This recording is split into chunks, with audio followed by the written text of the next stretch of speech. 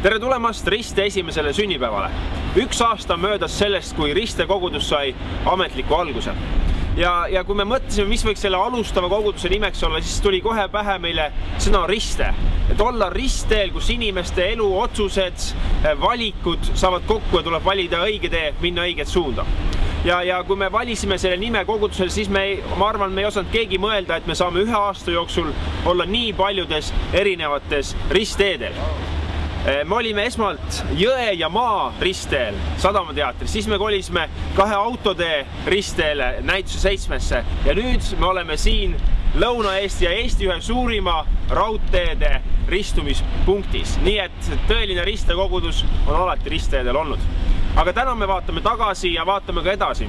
Aga lõpuks kõige selle juures pidage meeles, et me ristekogudusena tahame olla kohaks, kus õiged valikud, õiged suunad, õiged teerajad saavad valitud nii sinu elus kui su sõprade kui su perekonna elus.